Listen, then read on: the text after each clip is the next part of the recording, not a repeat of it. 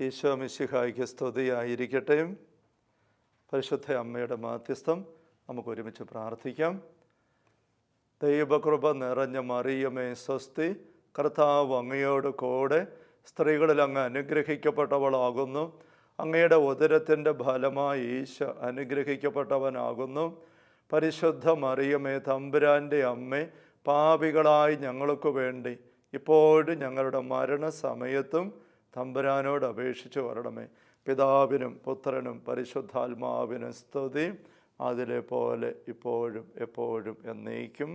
ആമേൻ. ഈശ്വരേറ്റ സ്നേഹമുള്ള സഹോദരരെ, വിശുദ്ധ മത്തായി ശ്ലീഹ അറിയിച്ച സുവിശേഷത്തിൽ 26-ാമത്തെ അധ്യായം 40-41 തിരുവചനങ്ങൾ. അനന്തരം അവൻ ശിഷ്യന്മാരുടെ അടുത്തേക്ക് വന്നു. അപ്പോൾ അവർ ഉറങ്ങുന്നത് കണ്ടു. അവൻ പത്രോസിനോട് ചോദിച്ചു, എന്നോട് കൂടെ 1 മണിക്കൂർ ഉണർന്നിരിക്കാൻ നിങ്ങൾക്ക് കഴിഞ്ഞില്ലേ? പ്രലോഭനത്തിൽ അകപ്പെടാതിരിക്കാൻ നിങ്ങൾ ഉണർന്നിരുന്ന് പ്രാർത്ഥിക്കുവിൻ. ആത്മാവ് സന്നദ്ധമെങ്കിലും ശരീരം ബലഹീനമാണ്. നമുക്ക് വളരെ സുപരിചിതമാണ് ഈ വചന സന്ദർഭം. ഈശോ ഗെത്സമേൻ തോട്ടത്തിൽ ചോര വിയർത്ത് പ്രാർത്ഥിക്കുന്ന ആ നിമിഷങ്ങൾ. അതിനിടയിൽ ഈ 3 അപ്പസ്തലന്മാരെ ഈശോ തന്നോടൊപ്പം കൂട്ടിക്കൊണ്ടുപോയി പ്രാർത്ഥിക്കാനായിട്ട് ആവശ്യപ്പെട്ട് നിഷ്കർഷിച്ചിട്ട് ഈശോ ഇടയ്ക്ക് വന്ന് നോക്കുമ്പോൾ അവർ ഉറങ്ങുന്നു. അവിടെ ഈശോ പറയുന്ന വാക്കുകളാണ്. അവിടെ പത്രോസിനോട് ആണ് സംബോധന ചെയ്ത് പറയുന്നതെങ്കിലും നമുക്കെല്ലാവർക്കുമുള്ള വലിയ ആത്മീയ മുന്നറിയിപ്പ്, ദൈവരാജ്യ രഹസ്യങ്ങൾ ഈ വചസ്സുകളിൽ ഉണ്ട്. 1 മണിക്കൂർ ഉണർന്നിരിക്കാൻ കഴിഞ്ഞില്ലേ? ഉണർന്നിരിക്കുക എന്നുള്ള വാക്ക്, പദപ്രയോഗം വിശുദ്ധ ഗ്രന്ഥത്തിൽ പ്രാർത്ഥനയുടെ ഒരു പര്യായം തന്നെയാണ്. ഉണർവോടെ ആയിരിക്കുക എന്ന് വെച്ചാൽ ഉറങ്ങാതിരിക്കുക എന്നുള്ള മാത്രമല്ല, ആത്മാവ് തമ്പുരാൻ്റെ മുമ്പിൽ പ്രാർത്ഥനയിൽ ചേർന്നായിരിക്കുക. ഉണർന്നിരുന്ന് പ്രാർത്ഥിക്കുവിൻ, പ്രലോഭനത്തിൽ അകപ്പെടാതിരിക്കാൻ. ഈശോ പ്രാർത്ഥനയെയും പ്രലോഭനത്തെയും തമ്മിൽ ഒരു ബന്ധപ്പെടുത്തൽ നടത്തുന്നുണ്ട്. പ്രാർത്ഥന കുറഞ്ഞു പോകുമ്പോൾ പ്രലോഭനത്തെ ചേർത്ത് നീക്കാനുള്ള കരുത്ത് ഇല്ലാതെ വരുന്നു. മറ്റു വാക്കുകൾ പറഞ്ഞാൽ, പ്രാർത്ഥന വഴി പരിശുദ്ധാത്മാവിൻ്റെ ശക്തി ഒരു വ്യക്തി തൻ്റെ ജീവിതത്തിലേക്ക് ഇങ്ങനെ ഡൗൺലോഡ് ചെയ്ത് എടുക്കുന്നില്ല എങ്കിൽ പൈശാചിക ആക്രമണത്തെ ചെറുത്ത് നിൽക്കാനുള്ള കരുത്ത് ആ വ്യക്തിക്ക് ഉണ്ടാകില്ല. പ്രലോഭനങ്ങൾ വരുമ്പോൾ വീണു പോകും. ഈ മുന്നറിയിപ്പ് ഈശോ ശമയോൻ പത്രോസിന് കൊടുത്തു. അദ്ദേഹം നമുക്കറിയാം പിന്നെയും ഉറങ്ങി, പ്രാർത്ഥന നടന്നില്ല. ആ അവസരത്തിൽ അതിൻ്റെ ഫലം ബാക്കി നമ്മൾ വായിക്കുകയാണ്. പത്രോസ് ഈശോയെ ദയനീയമായിട്ട് തള്ളിപ്പറഞ്ഞു 3 പ്രാവശ്യം. അവനെ അറിയില്ല എന്ന്, ഞാൻ നിൻ്റെ കൂടെ ജയിലിൽ പോകാനും മരിക്കാൻ തന്നെയും തയ്യാറാണ് എന്ന് അന്ത്യത്താഴ വേളയിൽ മറ്റ് അപ്പസ്തലന്മാരുടെ എല്ലാം മുമ്പിൽ ഉറപ്പിച്ച് പ്രഖ്യാപിച്ച ആളാണ്. അതായിരുന്നു ആഗ്രഹം. പക്ഷേ സാധിച്ചില്ല. അതിന് സാധിച്ചില്ല എന്ന് മാത്രമല്ല, അതിന് പകരം ഈശോയെ വളരെ നിശ്ചിതമായ രീതിയിൽ, വളരെ ദാരുണമായ രീതിയിൽ അറിയില്ല, ആണയിട്ട് ശപഥം ചെയ്ത് അങ്ങനെ തള്ളിപ്പറയാനുള്ള ദൗർഭാഗ്യമുണ്ടായി. ഈശോ അത് മുൻകൂട്ടി പറഞ്ഞിരുന്നു. ലൂക്കായുടെ സുവിശേഷത്തിൽ 22-ാമത്തെ അധ്യായത്തിൽ 31 മുതലുള്ള തിരുവചനങ്ങളിൽ അന്ത്യത്താഴ വേളയിൽ ഒരുമിച്ചായിരിക്കുമ്പം ഈശോ ശമയോനെ പ്രത്യേകം ശമയോൻ ശമയോൻ എന്ന് വിളിച്ചുകൊണ്ട് പറയുന്നുണ്ട്, സാത്താൻ നിങ്ങളെ ഗോതമ്പ് പോലെ പാറ്റാൻ ഉദ്യമിച്ചു എന്നുള്ള വാക്കിന് ഗ്രീക്ക് മൂലത്തിൽ കൃത്യം വാച്യാർത്ഥം നമ്മൾ നോക്കിയാൽ ഇംഗ്ലീഷിൽ പറയും Satan has demanded to have you. അനുവാദം ചോദിച്ചിരിക്കുന്നു, ഗോതമ്പ് പാറ്റിക്കൊഴിക്കുന്ന പോലെ പാറ്റിക്കൊഴിക്കാൻ. അപ്പോൾ പിശാചിൻ്റെ ശക്തമായ ഇടപെടൽ ഈശോ അവിടെ കാണുന്നുണ്ട്. പത്രോസ് അറിയുന്നില്ല, മറ്റ് അപ്പസ്തലന്മാർ അറിയുന്നില്ല. ഈശോ കൃത്യമായിട്ട് കാണുകയാണ്. അത് കണ്ടിച്ച് മുന്നറിയിപ്പ് കൊടുക്കുകയാണ്. സാത്താൻ ഇങ്ങനെ അനുവാദം ചോദിച്ചിട്ടുണ്ട്. ആ അനുവാദം ഈശോ കൊടുത്തു എന്ന് തെളിച്ച് പറയുന്നില്ല എങ്കിലും 32-ാമത്തെ വാക്യം ലൂക്ക 22-ൽ വ്യക്തമായ സൂചന തരുന്നുണ്ട്. ഈശോ അനുവാദം കൊടുത്തു. കാരണം ഈശോ പറയുകയാണ്, നിൻ്റെ വിശ്വാസം ക്ഷയിക്കാതിരിക്കാൻ നിനക്ക് വേണ്ടി ഞാൻ പ്രാർത്ഥിച്ചു, നീ തിരിച്ചു വന്ന് നിൻ്റെ സഹോദരരെ ശക്തിപ്പെടുത്തണം. പത്രോസ് പ്രാർത്ഥിക്കേണ്ട ആളാണ്. അതിന് പത്രോസിന് സാധിക്കാതെ പോകുന്നു.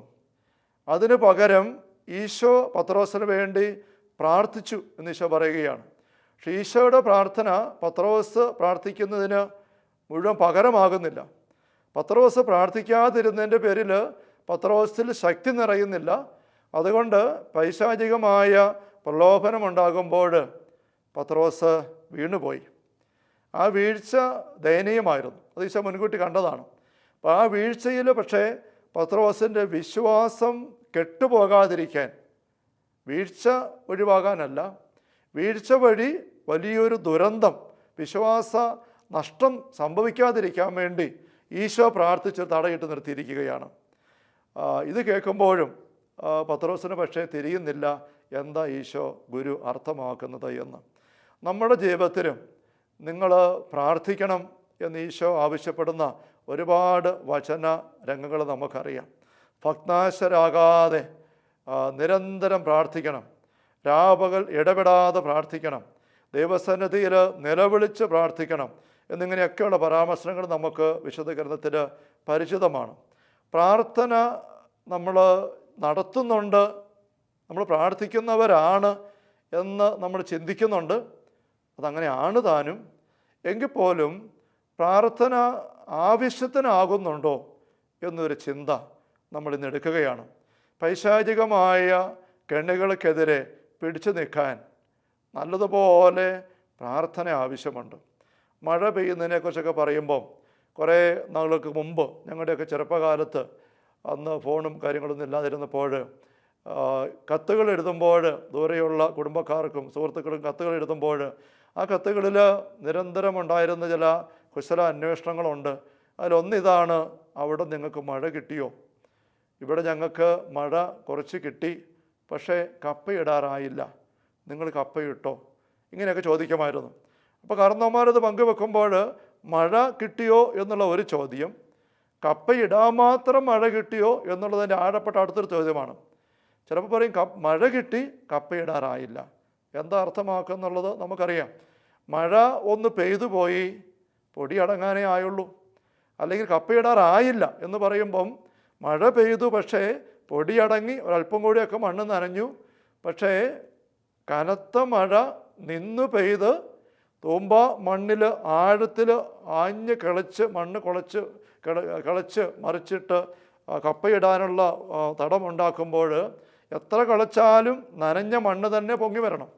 അതിന് മാത്രം കനത്ത മഴ നിന്ന് പെയ്ത് വെള്ളം മണ്ണിലേക്ക് ഇറങ്ങി മണ്ണ് കുതിരണം, എങ്കിലേ കപ്പയിടാറാവുള്ളൂ എന്ന് പറഞ്ഞതുപോലെ പ്രാർത്ഥനയിൽ കനത്ത മഴ നിന്ന് പെയ്യുക എന്നപോലെ കനത്ത പ്രാർത്ഥന സമയമെടുത്ത് ചെയ്യുക. അതിലൂടെ നമുക്ക് വരേണ്ട ഒരു കപ്പയിടാറാവുക എന്ന് പറയുന്ന പോലത്തെ ആത്മീയ കൃഷി വിജയിപ്പിക്കാനുള്ളൊരു ഒരുക്കത്തിൻ്റെ തലമുണ്ട്. നമുക്ക് അങ്ങനെ ബോധ്യം വേണം. പലപ്പോഴും നമ്മുടെ പ്രാർത്ഥനകൾ ഒരു കടമ നിർവഹിക്കൽ പോലെ കൊന്ത എത്തിക്കുക എന്ന് പറയാറുണ്ട്. കൊന്ത എത്തിക്കുക എന്ന് വെച്ചാൽ പ്രാർത്ഥന ചൊല്ലിക്കൊണ്ട് എത്തിച്ചു, കൊന്ത എത്തിക്കുക കൊണ്ട് എത്തിച്ചു എന്നുള്ള പോലെ ആയി പോവുകയാണ്. ഒരു തരത്തിലൊന്ന് പൂർത്തിയാക്കി, ഒരു രഹസ്യം, 2 രഹസ്യം, 3 രഹസ്യം, പിന്നെ ഒത്തിരിയായി ചൊല്ലി തീർത്തു, അങ്ങനെ കൊന്ത എത്തിച്ചു. അതല്ലാതെ ഈ പ്രാർത്ഥന വഴി നമ്മിലേക്ക് വന്ന് ദൈവത്തിൻ്റെ ശക്തി നിറഞ്ഞ് നമ്മളതിൽ കുതിരുന്ന ഒരനുഭവം, നമുക്ക് അങ്ങനത്തെ ഒരു അനുഭവം പ്രാർത്ഥനയിൽ ആവശ്യമുണ്ട്. നാരകീയ സ്വാധീനങ്ങളിൽ നിന്ന് നമ്മുടെ ജീവിതത്തെയും നമ്മുടെ ഈ വേദികളിൽ ഈ നാൾ ചിന്തിച്ചതായ നമ്മുടെ വീട്, പറമ്പ്, അത് ബന്ധപ്പെട്ട എല്ലാ നാരകീയ സ്വാധീനങ്ങളെയും വിടുവിച്ചെടുക്കാനായിട്ട് ലൂക്കായുടെ സുവിശേഷത്തിൽ 6-ാമത്തെ അധ്യായത്തിൽ 12-13 തിരുവചനങ്ങളിൽ നമ്മൾ വായിക്കുന്നത് ഇങ്ങനെയാണല്ലോ. ആ ദിവസങ്ങളിൽ അവൻ പ്രാർത്ഥിക്കുവാനായി ഒരു മലയിലേക്ക് പോയി. അവിടെ ദൈവത്തോട് പ്രാർത്ഥിച്ചുകൊണ്ട് രാത്രി മുഴുവനും ചെലവഴിച്ചു. പ്രഭാതമായപ്പോൾ അവൻ ശിഷ്യന്മാരെ അടുത്ത് വിളിച്ച് അവിടുന്ന് 12 പേരെ തിരഞ്ഞെടുത്തു. അപ്പോൾ സന്ധ്യയായപ്പം പ്രാർത്ഥിക്കുവാൻ ഈശോ മലയിലേക്ക് കയറി. എത്ര നേരം ഈശോ പ്രാർത്ഥിച്ചത്? അരമണിക്കൂർ, 1 മണിക്കൂറാണോ, 2 മണിക്കൂറാണോ, 3 മണിക്കൂറാണോ? ഇവിടെ നമ്മൾ വായിക്കുകയാണ്, രാത്രി മുഴുവനും. ഉറങ്ങാൻ പോയതല്ല, ദൈവത്തോട് പ്രാർത്ഥിച്ചുകൊണ്ട് ചെലവഴിച്ചു മലമുകളിൽ. ഒറ്റപ്പോള കണ്ണടയ്ക്കാതെ ഒരു രാത്രി മുഴുവനും പ്രാർത്ഥിക്കുന്ന ഈശോ. അപ്പോൾ ഇവിടെ പ്രാർത്ഥനയ്ക്ക് ഈശോ കാണുന്ന സാങ്കത്യം പിതാവിനോട് ഒരു കാര്യം ചോദിച്ചു വാങ്ങിക്കുക എന്നുള്ളതല്ല. ചോദിച്ചു വാങ്ങിക്കാനാണെങ്കിൽ ചോദിക്കുന്നതിന് മുമ്പ് തന്നെ നിങ്ങളുടെ ആവശ്യം പിതാവ് അറിയുന്നുണ്ട്. ഈശോ തന്നെ നമ്മളെ പഠിപ്പിക്കുന്നുണ്ട്. മത്തായി 6:8 വാക്യത്തിൽ ചോദിക്കുന്നതിന് മുമ്പ് തന്നെ നിങ്ങളുടെ ആവശ്യം പിതാവ് അറിയുന്നു. അത് ഈശോയ്ക്ക് എന്തുമാത്രം അറിയാവുന്ന കാര്യമാണ്. അപ്പോൾ എന്തെങ്കിലും കാര്യം പിതാവിനോട് ചോദിക്കാൻ വേണ്ടിയിട്ടല്ല ഒരു രാത്രി മുഴുവൻ ചിലവഴിക്കുന്നത്. രാത്രി മുഴുവൻ ചോദിച്ച് ഈശോ നിൽക്കുക എന്നുണ്ടെങ്കിൽ അതൊരു വിശ്വാസക്കുറവും ബന്ധക്കുറവും സ്നേഹക്കുറവായി പോയേനെ. അപ്പൻ്റെ അമ്മയുടെ പക്കൽ വന്നൊരു കാര്യം ചോദിച്ചിട്ട് പിന്നെയും കിട്ടുന്നിടം വരെ ചോദിച്ച് ബഹളം വെച്ച് ആട്ടിയും പിടിച്ച് നിൽക്കുന്ന ഒരു കൊച്ചെന്ന് പറയുന്നത് അപ്പനും അമ്മയും വിശ്വസിക്കുന്നില്ലാത്ത കൊച്ചാണ്. മോളെ ചെയ്തു തരാം എന്നപ്പം പറയുമ്പോൾ സന്തോഷമായിട്ട് അപ്പായി കെട്ടിപ്പിടിച്ച് ഉമ്മയും കൊടുത്തിട്ട് പോയി കിടക്കണം. അപ്പോൾ സമയം ചെയ്തു തരുന്ന കൊച്ചിനെ അറിയാം അപ്പായി വിശ്വാസമാണ്, സ്നേഹമാണ്. എങ്കിലും തമ്പുരാൻ്റെ പക്കലും നമ്മൾ ചോദിക്കുന്നതിന് മുമ്പ് തന്നെ അവിടെ നിന്ന് അറിഞ്ഞു കഴിഞ്ഞു. പിന്നെ ചോദിക്കാം മക്കൾക്കവിടെ സ്വാതന്ത്ര്യത്തിൽ. ഒന്ന് ചോദിച്ചാൽ മതി, ബാക്കി എല്ലാം അവിടുന്ന് തരും. അത് ചോദിക്കാതെ തന്നെ ചെയ്യാൻ അവിടെ തയ്യാറായിട്ടിരിക്കുന്നതാണ്. അതുകൊണ്ട് ഈശോ രാത്രി മുഴുവൻ പ്രാർത്ഥിച്ചു എന്ന് പറയുമ്പോൾ ചോദ്യമല്ല, പിന്നെ എന്താണ്? ദൈവത്തിൻ്റെ ശക്തി തന്നിലേക്ക് വന്ന് നിറയാൻ അതിനുവേണ്ടി ഈശോ കാത്തു നിൽക്കുകയാണ്, നിന്ന് കൊടുക്കുകയാണ്. നേരം വെളുക്കുന്നിടം വരെ പ്രഭാതമായപ്പോൾ ഈശോ ഇറങ്ങി വരികയാണ്. ഇത് ഒറ്റപ്പെട്ടൊരു പെരുമാറ്റമല്ല, അനുഭവമല്ല ഈശോയുടെ ജീവിതത്തിൽ. മത്തായിയുടെ സുവിശേഷത്തിൽ 14-ാമത്തെ അധ്യായത്തിൽ നമ്മൾ കാണുന്നുണ്ട് സ്നാപകൻ ശിരച്ഛേദം ചെയ്യപ്പെടുന്ന സംഭവം. ആ സംഭവം ശിഷ്യന്മാർ വന്ന് ഈശോയെ അറിയിച്ചു. ഇത് കേട്ടപ്പോൾ 13-ാം വാക്യം, മത്തായി 14:13 വാക്യം, ഇത് കേട്ട് ഈശോ അവിടെ നിന്ന് പിൻവാങ്ങി വഞ്ചിയിൽ കയറി തനിച്ചൊരു വിജനസ്ഥലത്തേക്ക് പോയി. എന്തിനാണ്? പ്രാർത്ഥിക്കാൻ പോവുകയാണ്. പക്ഷെ അവിടെ ചെന്നപ്പോൾ ഇതാ ജനങ്ങൾ കരയിലൂടെ ഓടി ഈശോയ്ക്ക് മുമ്പ് അവിടെ എത്തി ഈശോ കാത്തു നിൽക്കുകയാണ്. അവരുടെ ആ ദാഹം കണ്ട് ഈശോ അവരെ പഠിപ്പിച്ചു, രോഗശാന്തി കൊടുത്തു. അത് കഴിഞ്ഞിട്ട് അവർക്ക് അപ്പം വർദ്ധിപ്പിക്കുന്നുണ്ട്. 5,000 വരുത്തിയിട്ട് ഒരു സംഭവം സുവിശേഷം രേഖപ്പെടുത്തുന്നുണ്ട്. അത് കഴിഞ്ഞ് 22-ാം തിരുവചനം, ജനസഞ്ചയത്തെ പിരിച്ചു വിടുമ്പോഴേക്കും തനിക്ക് മുമ്പേ വഞ്ചിയിൽ കയറി മറുകരയ്ക്ക് പോകാൻ ഈശോ ശിഷ്യന്മാരെ നിർബന്ധിച്ചു. ആ ഒരു വാക്ക് വായിക്കുമ്പോഴൊക്കെ എൻ്റെ ഉള്ളിൽ ഒരു പ്രത്യേക ഒരു തീഷ്ണതയുടെ സ്പർശനം കിട്ടാറുണ്ട്. ഈശോ നിർബന്ധിക്കുകയാണ് അപ്പസ്തോലന്മാരെ അതിന് വഞ്ചിയിൽ കയറി അക്കരയ്ക്ക് പോകാൻ. അതിനു മുമ്പ് ജനത്തെ പറഞ്ഞു വിട്ടു, ജനക്കൂട്ടത്തെ പറഞ്ഞു വിട്ടു. ഇനി അപ്പസ്തോലന്മാരെ കൂടെയുള്ളത് അവരെയും വെള്ളത്തിൽ കയറ്റി അക്കരയ്ക്ക് വിടുകയാണ്, നിർബന്ധിക്കുകയാണ്. വലിയ അത്ഭുതം. 5 അപ്പം വർദ്ധിപ്പിച്ച് 5,000 വരുത്തിയിട്ട് ഒരു സംഭവത്തിൻ്റെ ആവേശത്തിലാണ് എല്ലാവരും അപ്പസ്തോലന്മാരും. പക്ഷേ ഈശോയ്ക്ക് അതിലൊന്നുമല്ല സത്ത. ഈശോയുടെ ഉള്ളു കടന്ന് ഞെരുങ്ങുകയാണ്. എന്തിനാണ്? തനിച്ച് പിതാവിൻ്റെ പക്കൽ പ്രാർത്ഥനയിൽ ഇരിക്കണം. അതിനുവേണ്ടി ഒരു ഏകാന്തത വേണം. ഇവരെല്ലാം ഒന്ന് പറഞ്ഞു വിടണം. അതിനുവേണ്ടി ഈശോ ജനത്തെ പറഞ്ഞു വിട്ടു. പിന്നെ അപ്പസ്തോലന്മാരെ ഇവിടെ നിന്നവരെല്ലാം വിളിച്ചു വരുത്തുകയാണ്. ശിമയോനെ ഇങ്ങോട്ട് വിളിച്ചു, തോമായെ ഇങ്ങോട്ട് വിളിച്ചു, യോഹന്നാനെ കൈകെട്ടി ഇങ്ങോട്ട് വിളിച്ചു. അപ്പസ്തോലൻ എന്നവരോടൊക്കെ പറയും വള്ളത്തെ കയറിക്കുക, വേഗം കയറ്. അപ്പസ്തോലന്മാരെല്ലാം പെട്ടെന്ന് വള്ളത്തെ കയറുകയാണ്. എന്താ ഗുരു എന്താ തിടുക്കം? അവർക്ക് മനസ്സിലാകുന്നില്ല. അപ്പസ്തോലന്മാരെല്ലാം കയറി ഈശോ എണ്ണി നോക്കുകയാണ്. 1, 2, 3, 4, 5, 6. ബാക്കിയുള്ളവരെന്തി പിന്നെയും വിളിക്കുകയാണ്, യൂദാ ഇങ്ങോട്ട് വാ. അങ്ങനെ ഓരോരുത്തരെയും വിളിച്ച്, മത്തായി ഇങ്ങോട്ട് വന്നേ വിളിച്ച് പിന്നെ എണ്ണി നോക്കി. 11, 12 പേരായി. അപ്പോൾ ഈശോ വള്ളത്തെ കയറാൻ അപ്പസ്തോലന്മാർ നോക്കി നിൽക്കുമ്പം ഈശോ വള്ളത്തിൻ്റെ കെട്ടഴിച്ചിട്ട് വള്ളം ഉന്തുകയാണ്. എങ്ങോട്ട്? വെള്ളത്തിലോട്ട്. പൊക്കോ, നിങ്ങൾ അക്കരയ്ക്ക് പൊക്കോ. അപ്പസ്തോലന്മാർ കാറുന്നവർ ചോദിക്കുന്നു, നീ ഇങ്ങോട്ട് അടുത്ത് വരുന്നില്ലേ? അപ്പോൾ നീ ഇവിടെ രാത്രിയിൽ തന്നെ ഈ കരയിൽ കാട്ടിൽ കാണിക്കാൻ പോവാ, എനിക്ക് പ്രാർത്ഥിക്കണം, എന്നാൽ ഞങ്ങൾ നിൽക്കുക അവിടെ. വേണ്ട നിങ്ങൾ പൊക്കോ. നിർബന്ധിച്ച് അപ്പസ്തോലന്മാരെ ഒന്തി വള്ളത്തിൽ കയറ്റി വള്ളവും ഒന്തി വെള്ളത്തിലേക്ക് ഇറക്കി തള്ളി വിട്ടിട്ട് ഈശോ ഓടുകയാണ്. ഓടുന്ന വെച്ചാൽ അതുപോലെ ധൃതി വെച്ച് മലയിലേക്ക് കയറുകയാണ്. എന്തിനാ? ഇവിടെ വായിക്കുകയാണ്, ഏകാന്തതയിൽ പ്രാർത്ഥിക്കാൻ മലയിലേക്ക് കയറി. രാത്രി ആയപ്പോഴും അവൻ അവിടെ തനിച്ചായിരുന്നു. പിതാവിൻ്റെ പക്കൽ നൊന്ത് ദാഹത്തോടെ അങ്ങനെ പ്രാർത്ഥിക്കുകയാണ്.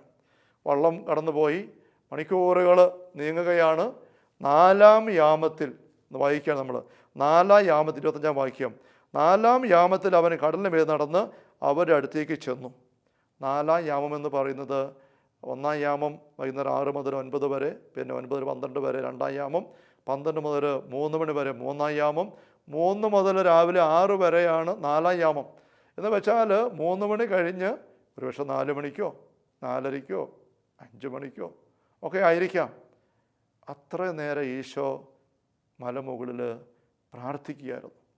ഇവിടെ സാഹചര്യം, ഒരു പശ്ചാത്തലം നമുക്കറിയാം. യോഹന്നാൻ്റെ ശിരച്ഛേദം തൻ്റെ മുന്നോടിയാണ്, തൻ്റെ കുടുംബക്കാരനാണ്, തൻ്റെ സഹപ്രവർത്തകനാണ് യോഹന്നാൻ. അദ്ദേഹം ശിരച്ഛേദം ചെയ്യപ്പെട്ടു. അതിന് മാനുഷികമായി ഞടുക്കവും ഞെട്ടലുമുണ്ട്, വേദനയുണ്ട്, നൊമ്പരമുണ്ട്. അതിനെല്ലാം തമ്പുരാൻ്റെ മുമ്പിൽ, പിതാവിൻ്റെ മുമ്പിൽ ഒന്ന് വെച്ച് ആ നൊമ്പരം വാർത്ത കേൾക്കുക വഴി വന്നുപോയ ഒരു തളർച്ച, വേദന, അതിനൊന്ന് പ്രാർത്ഥനയിൽ ശക്തിയെടുത്ത് മറികടക്കണം. അതിനുള്ള കൃപ, ശക്തി തന്നിലേക്ക് വരണം. ഒപ്പം അത് ഈശോയ്ക്കറിയാം, യോഹന്നാൻ തൻ്റെ ദൗത്യം പൂർത്തിയാക്കി, അടുത്തത് തൻ്റെ ചാൻസാണ്, താനാണ് അടുത്ത ആൾ. അതിന് ഒരുങ്ങേണ്ട ആവശ്യമുണ്ട്. അപ്പോൾ ഈ 2 പശ്ചാത്തലമാണ്. അത് വെച്ച് ഈശോ പ്രാർത്ഥനയിൽ പിതാവിൻ്റെ കൂടെ ആയിരുന്നിട്ട് ഈ രാത്രിയിൽ ഈ പറഞ്ഞ സന്ധ്യയായപ്പോൾ കയറിയിട്ട് രാവിലെ ഒരു 4 മണി വരെയുള്ള സമയം പ്രാർത്ഥനയിൽ ചെലവഴിക്കുകയാണ്. ഈശോയ്ക്ക് പ്രാർത്ഥനയെന്ന് പറയുന്നത് സമയത്തുള്ള യാമം വെച്ചുള്ള പ്രാർത്ഥനകൾ, ആണ്ടുവട്ടത്തിൽ തിരുനാളുകൾക്കും സാപത്തിൽ സെനഗോഗിലും, പിന്നെ ഓരോ ദിവസവുമുള്ള യാമപ്രാർത്ഥന, സങ്കീർത്തനങ്ങൾ, പെസഹ പ്രാർത്ഥന, അതെല്ലാം ഈശോയ്ക്കുണ്ടായിരുന്നു. പക്ഷെ അതിനും പുറമേ തനിച്ച് ഇങ്ങനെ മണിക്കൂറുകൾ ഇരുന്ന് പ്രാർത്ഥിക്കുന്ന ഒരു ശൈലി. നമ്മൾ ദൈവരാജ്യ പോരാട്ടത്തിലേക്ക് ഇറങ്ങുമ്പോൾ നരകരാജ്യത്തിൻ്റെ പിടുത്തങ്ങളൊക്കെ നമ്മുടെ കുടുംബത്തിൽ നിന്നും വീട്ടിൽ നിന്നും വ്യക്തി ജീവിതത്തിൽ നിന്നും ഒക്കെ പറിച്ചു കളയാൻ നോക്കുമ്പം ഈശോയെ നമ്മൾ ഒപ്പിയെടുക്കണം. ഈശോയാണ് ദൈവരാജ്യത്തിൻ്റെ ഒന്നാമത്തെ വക്താവ്, പടയാളി, പോരാട്ടക്കാരൻ.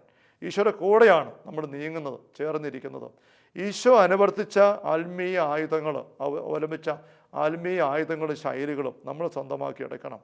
പ്രാർത്ഥനയെക്കുറിച്ച് നമ്മൾ കഴിഞ്ഞ സെഷനിലും ചിന്തിക്കുകയുണ്ടായി. പ്രാർത്ഥനയുടെ വരം തന്നെ നമ്മൾ വാങ്ങിച്ചെടുക്കണം. ഒരു വീട്ടിൽ, ഒരു പറമ്പിൽ ഒരു വ്യക്തി പ്രാർത്ഥനയെ ചെലവഴിക്കുമ്പം അവിടെ സ്വർഗത്തിൻ്റെ ശക്തി ഇറങ്ങി വന്ന് ആ സ്ഥലത്തെ പോലും വിശുദ്ധീകരിക്കുന്നുണ്ട്. ഒരിക്കൽ നമ്മുടെ പ്രിയ ബഹുമാനപ്പെട്ട വട്ടായിരച്ചൻ്റെ ഒരു വചന പങ്കുവെക്കലിൽ ഞാൻ ശ്രദ്ധിക്കുകയുണ്ടായി. അച്ഛൻ ഇങ്ങനെ പറയുകയാണ്, എത്ര നേരം സ്തുതിച്ച് പ്രാർത്ഥിക്കണമെന്ന് ചിലർ ചോദിക്കുന്നു. അച്ഛൻ അതിന് കൊടുക്കുന്ന മറുപടി വളരെ ഹൃദ്യമായിട്ട് എനിക്ക് തോന്നി. അച്ഛൻ കൊടുക്കുന്ന മറുപടി ഇതാണ്: എത്ര നേരമാണ് സ്തുതിച്ച് പ്രാർത്ഥിക്കേണ്ടത്? ആത്മാവിൻ്റെ ദാഹം തീരുന്നിടം വരെ. മനോഹരമാണ് ആ മറുപടി. ദാഹം തീരുന്നിടം വരെ, ഉള്ളിൻ്റെ തളർച്ച തീരുന്നിടം വരെ. എത്ര ഗ്ലാസ് വെള്ളമാണ് നമ്മൾ കുടിക്കേണ്ടത്? നമുക്കറിയാം ഉത്തരം: ദാഹം തീരുന്നിടം വരെ. എത്ര തവി ചോറാണ്, അല്ലെ ഭക്ഷണമാണ്, എത്ര സ്പൂൺ ഭക്ഷണമാണ് കഴിക്കേണ്ടത്? വയറ് നിറയുന്നിടം വരെ, വിശപ്പ് തീരുന്നിടം വരെ. പ്രാർത്ഥനയെക്കുറിച്ചും ആത്മീയ ജീവിതത്തിൽ ആഴപ്പെട്ട് നീങ്ങുന്നവർ ഇങ്ങനത്തെ ഒരു കാഴ്ചപ്പാടെടുക്കണം. പ്രാർത്ഥനയെക്കുറിച്ച് എത്ര നേരം പ്രാർത്ഥിക്കണം? നമ്മൾ ഭക്ഷണത്തിൻ്റെ കാര്യം സൂചിപ്പിച്ചല്ലോ. എന്ന് പറഞ്ഞ പോലെ ശരീരത്തിൻ്റെ ആരോഗ്യത്തിൻ്റെ ഒരു സൂചികയും കൂടിയാണ് വിശപ്പും ഭക്ഷണം കഴിക്കാനുള്ള കഴിവും. ആശുപത്രിയിൽ അഡ്മിറ്റായി ഒരു രോഗി കിടക്കുമ്പോൾ എല്ലാ ദിവസവും അത് റൗണ്ട്സിന് വരുന്ന ഡോക്ടർ കൂടെ നിൽക്കുന്ന ആൾക്കാരോട് രോഗിയുടെ കാര്യങ്ങൾ അന്വേഷിക്കുമ്പോൾ സാധാരണ ഡോക്ടർമാർ ചോദിക്കാറുള്ള ഒരു ചോദ്യമുണ്ടല്ലോ, രാവിലെ എന്ത് കഴിച്ചു? അപ്പം കൂടെ നിൽക്കുന്നവർ പറയുകയാണ്, രാവിലെ ഒന്നും കഴിച്ചില്ല, 2 ദോശ കൊണ്ടുവന്ന് അവിടെ ഇരിപ്പുണ്ട്. ഡോക്ടർ ദീർഘശ്വാസം വിടും.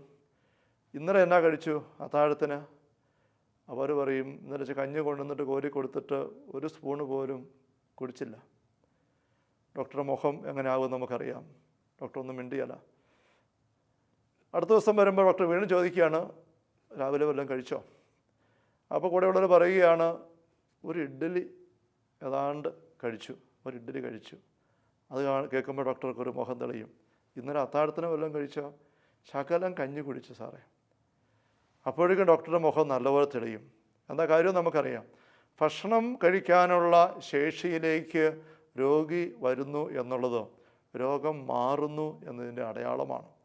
രോഗത്തിൻ്റെ അവസ്ഥ കൂടുമ്പോൾ, ശരീരത്തിൻ്റെ ആരോഗ്യം തീരുമ്പോൾ, കുറയുമ്പോൾ ഭക്ഷണം സ്വീകരിക്കാനും ദഹിപ്പിക്കാനും പറ്റിയിരുന്നായി പോകും. അതുകൊണ്ട് വിശപ്പില്ല, വായിക്ക് കയ്പ്പാണ്, അങ്ങനെ വരികയാണ്. ആത്മീയമായ ആരോഗ്യം വേണം നമുക്ക് പൈശാചിക ശക്തികൾക്കെതിരെ പൊരുതാൻ. ഇതൊരു പോരാട്ടമാണ്. എഫേസ്യസ് 6 നമ്മൾ വായിക്കുന്നത് നമുക്കറിയാം. ആത്മീയ സമരം. എഫേസ്യസ് 6:10-11 വാക്യങ്ങളിൽ ദൈവത്തിൻ്റെ എല്ലാ ആയുധങ്ങളും ധരിക്കുക, നമ്മുടെ സമരം രക്തത്തിനും മാംസത്തിനും മനുഷ്യ വ്യക്തികൾക്കും എതിരായിട്ടല്ല, പ്രഭുത്വങ്ങൾക്കും അന്ധകാരലോകത്തിൻ്റെ ശക്തികൾക്കും എതിരായിട്ടാണ്.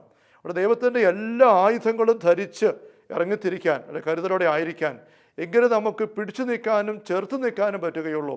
ആ 2 വാക്കുകളാണ് അവിടെ നമ്മൾ വായിക്കുന്നത്. പിടിച്ചു നിൽക്കുക, ചേർത്ത് നിൽക്കുക എന്ന് വെച്ചാൽ പറ്റ ബലാബലമുള്ള പോരാട്ടമാണ്. അങ്ങനെ പോരാട്ടത്തിൽ നമുക്ക് നല്ല ആത്മീയ ആരോഗ്യം വേണം. എനിക്ക് എന്തുമാത്രം ആത്മീയ ആരോഗ്യമുണ്ട് ഇതറിയാനുള്ള ഒരു മാർഗം, എന്തുമാത്രം പ്രാർത്ഥനയുടെ ഭക്ഷണം എനിക്ക് ആവശ്യമുണ്ട് ഇത് നോക്കിയാൽ മതി. എന്തുമാത്രം പ്രാർത്ഥന ഭക്ഷണം എനിക്ക് ആവശ്യമുണ്ട്. ഒരു ജപമാല, ഒരു മുഴുവൻ കൊന്ത ഒറ്റ ഇരിപ്പിലിരുന്ന് ചൊല്ലാനുള്ള വിശപ്പുണ്ടോ? കുറേ കരുണക്കൊന്തകൾ 8, 9, 10 ഒക്കെ ഒറ്റ ഇരിപ്പിലിരുന്ന് മുട്ട നിന്ന് ആർത്തിയോടെ ചൊല്ലാനുള്ള ദാഹവും വിശപ്പുമുണ്ട്.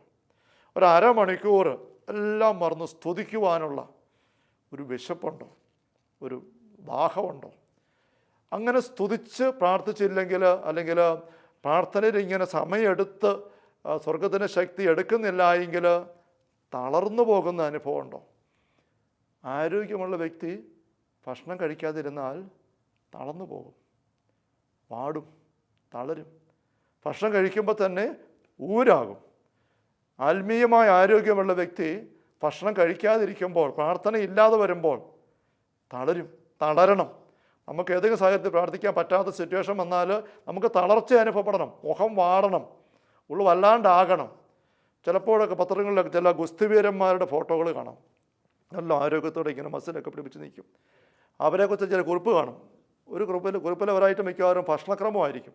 നമ്മൾ ചിലപ്പോൾ താല്പര്യത്തോടെ വായിക്കുമ്പോൾ കാണുക, രാവിലെ 10 ചപ്പാത്തി, 2 കിലോ ആട്ടിറച്ചി, 10 മുട്ട, 2 ലിറ്റർ പാല്, ഇങ്ങനെയൊക്കെ വായിക്കുക. നമ്മൾ കണ്ണു തള്ളി പോവുകയാണ്. വീണ്ടും നമ്മൾ ഉച്ചയ്ക്കത്തെ നോക്കും, അതുപോലെ തന്നെയുള്ള 2 കിലോ ആട്ടിറച്ചി, അല്ലെങ്കിൽ ഇത്ര പ്ലേറ്റ് ചോറ്, ഇങ്ങനെയെല്ലാം പറഞ്ഞുകൊണ്ട് എഴുതിയിരിക്കുകയാണ്. ഇതൊക്കെ വായിച്ചിട്ട് നമ്മൾ അമ്പരന്ന് ഇത്രയും കഴിക്കാൻ പറ്റുമോ? ആ ഫോട്ടോയിൽ കാണുന്ന വ്യക്തിയെ നമ്മൾ ഒന്നുകൂടെ നോക്കും, നല്ല ആരോഗ്യമുള്ള ശരീരത്തോടെ ഇങ്ങനെ നിൽക്കുകയാണ്. ഈ ഭക്ഷണം മുഴുവൻ കഴിച്ചിട്ടും ഒരു ഗ്യാസുമില്ല, വയറ്റിളക്കവുമില്ല, വയറ് കമ്പിക്കലുമില്ല, ഒരു കുഴപ്പമില്ല. ഈ ഭക്ഷണം മുഴുവനെയും ദഹിപ്പിച്ച് എനർജിയാക്കി മാറ്റിയിട്ട് അങ്ങനെ നിൽക്കുകയാണ്. നല്ല ആരോഗ്യത്തിൻ്റെ ലക്ഷണമാണ്. ഇത് ചിന്തിക്കുമ്പോൾ ഈശോയുടെ ഭക്ഷണക്രമം ഈ ഒരു ഗുസ്തിവീരൻ്റെ ഭക്ഷണക്രമം പോലെയാണ് നമുക്ക് ചിന്തിക്കാൻ പറ്റും. ഈശോ ഒറ്റ ഇരിപ്പ് രാത്രിയിൽ മലയ്ക്ക് കയറിയിട്ട് എത്ര പ്ലേറ്റാണ് ഭക്ഷണം കഴിക്കുന്നത്, എത്ര മണിക്കൂറുകളാണ്. വൈകുന്നേരം കയറി രാത്രി 4-ാം യാമം വരെ പ്രാർത്ഥിക്കുകയാണ്. പ്രാർത്ഥനയുടെ കനത്ത ഭക്ഷണം ഈശോയ്ക്ക് വേണം. അത് ഈശോയുടെ ആത്മീയ ആരോഗ്യത്തിൻ്റെ അടയാളമാണ്. ഈ ആത്മീയ കരുത്തിലാണ് ഈശോ പിശാചിനെ പരാജയപ്പെടുത്തിയത്. ഈ ആത്മീയ ആരോഗ്യം ഉണ്ടാകാൻ വേണ്ടി പത്രോസോട് ഈശോ പറഞ്ഞത്, ഉണർന്നിരുന്ന് പ്രാർത്ഥിച്ചേ, അല്ല പ്രലോഭനത്തിൽ വീണു പോകും. സ്നേഹമുള്ള സഹോദരങ്ങളെ, നമ്മൾ നരകരാജ്യത്തിനെതിരെയുള്ള നിരന്തര പോരാട്ടം നടത്താൻ കടപ്പെട്ടവരാണ്, വിളിക്കപ്പെട്ടവരാണ്. അത് നമുക്ക് അങ്ങേയറ്റം ആവശ്യമാണ്. അത് പ്രാർത്ഥനയുടെ കരുത്തുകൊണ്ട് മാത്രമേ സാധിക്കുകയുള്ളൂ. പ്രാർത്ഥന അറ്റപ്പറ്റേ പണ്ട് വികാരിച്ചൻ ഇടവക്കാരനായ മത്തായി ചേട്ടനോട് ചോദിച്ചു, മത്തായി ചേട്ടാ കുരിശ് വരയ്ക്കാനോ കൂടുന്നുണ്ടോ? കൂടുന്നില്ലെന്ന് അച്ഛനറിയാം, കാരണം കടയിൽ കഴിഞ്ഞ് വരുമ്പോൾ രാത്രിയാകും. ചേട്ടൻ പറഞ്ഞു, അച്ഛാ കുരിശ് വരയ്ക്കും, സന്ധ്യയ്ക്ക് വീട്ടിലെത്തും അന്നേരം. ഇല്ലച്ചാ, അത് ഞാൻ രാത്രി 10 മണി കടയടിച്ച് വരുമ്പം അന്നേരം പിന്നെ ഇരുന്ന് പ്രാർത്ഥിക്കുമോ, കൊന്ത ചെല്ലുവോ? ഇല്ലച്ചാ, കൊന്ത ചെല്ലാൻ പ്രാർത്ഥിച്ചിട്ടേ കിടക്കുകയുള്ളൂ, ഭാര്യ കൂടെ കൂടുവോ? അല്ലച്ചാ, ഭാര്യ അവിടെ അടുക്കള പണിയാണ്. പിന്നെ എങ്ങനെയാണ് മത്തേട്ടൻ പ്രാർത്ഥിക്കുന്നത്? അച്ഛാ തന്നെ ഇരുന്ന് പ്രാർത്ഥിക്കും. അല്ല, എങ്ങനെയാണ് കൊന്ത, എങ്ങനെയാണ് അത്തച്ഛൻ പ്രാർത്ഥിക്കുന്നത്? അച്ഛാ അതെ ഞാൻ പ്രാർത്ഥിക്കും അച്ഛാ. അത്തച്ചേട്ടാ ഒന്ന് പറഞ്ഞ് എങ്ങനെ പ്രാർത്ഥിക്കുന്നത്? എൻ്റെ അച്ഛാ അതെ, ഞാൻ കിടക്കാറാകുമ്പോൾ കട്ടിൽ ചെന്ന് കഴിയുമ്പം പിതാവിനും പുത്രനും പരിശുദ്ധാത്മാവിനും സ്തുതി കർത്താവ് മത്തന് ഇതാ ചൊരിയുന്നു എന്ന് പറഞ്ഞ് ഞാനും കിടക്കും അച്ഛാ. മത്തായി ചേട്ടൻ പ്രാർത്ഥിക്കുന്നുണ്ടോ? ഉണ്ട്. പക്ഷേ നമ്മളാദ്യം പറഞ്ഞൊരു കപ്പയിടാറായോ മഴ വീട്ടിട്ട് ഒന്നും ആയില്ല, പൊടി അടങ്ങിയതുപോലും ഇല്ല. സ്നേഹമുള്ള സഹോദരങ്ങളെ, നമ്മൾ പ്രാർത്ഥനയുടെ വലിയ വരം വാങ്ങിച്ചെടുക്കണം. ആ കരുത്ത് കൊണ്ട് മാത്രം, യേശുവിൻ്റെ പ്രാർത്ഥന കൊണ്ടല്ലാതെ മറ്റൊന്നുകൊണ്ടും ഈ വർഗം പുറത്തു പോകില്ല. പ്രാർത്ഥനയുടെ നല്ല വിശപ്പ്, ആത്മീയ ആരോഗ്യത്തിന് നല്ല അടയാളം നമുക്ക് സ്വന്തമാക്കി സ്വീകരിക്കാൻ തമ്പുരാൻ ഒരു ദാഹത്തോടെ നമുക്ക് ആഗ്രഹിക്കാം, പരിശ്രമിക്കാം. നമ്മോട് തന്നെ ഈശോ ഇരുന്ന് പ്രാർത്ഥിച്ചതുപോലെ മണിക്കൂറുകൾ പ്രാർത്ഥിച്ച് ശക്തി നിറയുന്ന ശൈലി, നല്ല കൃപ നല്ല ഈശോ നമുക്ക് തരട്ടെ. നമുക്കൊരു നിമിഷം ഒന്ന് ഒരുമിച്ച് പ്രാർത്ഥിക്കാം. കർത്താവായ ഈശോയെ, അങ്ങയുടെ മനോഹരമായ മാതൃക വിശുദ്ധ ഗ്രന്ഥത്തിൽ ഞങ്ങൾ കാണുന്നു. പത്രോസിന് അങ്ങ് മുന്നറിയിപ്പ് കൊടുത്തു, പ്രലോഭനത്തിൽ അകപ്പെടാതിരിക്കാൻ ഉണർന്നിരുന്ന് പ്രാർത്ഥിക്കണം. പത്രോസിന് അന്നത് സാധിച്ചില്ല, വീണുപോയി. അങ്ങ് വീഴാതെ പിശാചിനെ പരാജയപ്പെടുത്തിയത് മണിക്കൂറുകളുടെ കട്ടിയായ പ്രാർത്ഥന, കനത്ത മഴ നിന്നു പെയ്ത് മണ്ണ് കുതിർക്കുന്ന പോലെ അങ്ങ് പ്രാർത്ഥനയെടുത്ത് ദൈവത്തിൻ്റെ ശക്തി പരിശുദ്ധാത്മ വർഷം അങ്ങയുടെ ദൈവത്തിലേക്ക് വന്ന് അങ്ങ് അതിൽ നിറഞ്ഞ് കുതിർന്ന് നിന്നുകൊണ്ടാണ് എന്ന് ഞങ്ങൾ മനസ്സിലാക്കുന്നു. ഞങ്ങളെയും പ്രാർത്ഥനയുടെ വ്യക്തികളാക്കി തീർക്കണമേ. പ്രാർത്ഥനയുടെ ഒരു വരത്തിന് വേണ്ടിയുള്ള ദാഹം ഞങ്ങൾക്ക് തരണമേ. അങ്ങ് എത്രയും വേഗം ആഗ്രഹിച്ചറിഞ്ഞു തരുന്ന കൃപയാണല്ലോ പ്രാർത്ഥനയുടെ കൃപ. സ്വർഗത്തിൻ്റെ വാതിൽ തുറക്കുന്ന താക്കോലുമാണല്ലോ പ്രാർത്ഥന. കർത്താവായ ഈശോയെ, അങ്ങയുടെ മുമ്പിൽ നേതാവുള്ളൂ ഞങ്ങൾ നിൽക്കുന്നു. ഞങ്ങൾക്കെതിരെ ഞങ്ങൾ അറിഞ്ഞോ അറിയാതെ പൊരുന്നതായ പ്രവർത്തിക്കുന്ന സകല നാരിക ശക്തികളെ പരാജയപ്പെടുത്തുന്ന ദൈവരാജ്യത്തിൻ്റെ ശക്തരായ പടയാളികളായി, പോരാളികളായി ഞങ്ങൾ മാറുവാനായി ആത്മീയ ആരോഗ്യവും പ്രാർത്ഥനയുടെ വലിയ കൃപയും കൂടി ഞങ്ങളെ നിറയ്ക്കണമേ. കർത്താവായ ദൈവമേ, പരിശുദ്ധ കത്തോലിക്ക സഭയിൽ എളിയ ദാസനം കനിഞ്ഞു നൽകിയ ശുശ്രൂഷ പൗരോഗത്തിൻ്റെ അഭിഷേക അധികാരം അനുസരിച്ച് പാലാരൂപതയുടെ വാഗമൺ മൗണ്ടനുഭ ധ്യാന കേന്ദ്രത്തിൻ്റെ നിയമനാധികാരം അനുസരിച്ചും ഈ മക്കളെ ഞാൻ കരമുയർത്തി പ്രാർത്ഥിക്കുന്നു. വചനത്തിന് ഉള്ളു തുറന്ന് കാതോർത്ത് വിശ്വാസത്തിനുള്ള സ്പർശനത്തിൻ്റെ കാത്തു നിൽക്കുന്ന ഈ മക്കളുടെ മേൽ അങ്ങയുടെ ആശീർവാദം ഇപ്പോൾ നൽകണമേ. കർത്താവ് ഈശോ മിശിഹായുടെ സമൃദ്ധമായ കൃപയും അനുഗ്രഹങ്ങളും പിതാവായ ദൈവത്തിൻ്റെ അവർണ്ണനീയമായ സ്നേഹവും പരിശുദ്ധാത്മാവായ ദൈവത്തിൻ്റെ നിരന്തരമായ സാന്നിധ്യവും സഹവാസവും സഹായവും സംരക്ഷണവും സ്നേഹമുള്ളവരെ നാം ഓരോരുത്തരോടും കൂടെ എല്ലാ ആത്മീയ പരിശ്രമങ്ങളുടെയും കൂടെ ഉണ്ടായിരിക്കട്ടെ, ഇപ്പോഴും എപ്പോഴും എന്നേക്കും. ആമേൻ.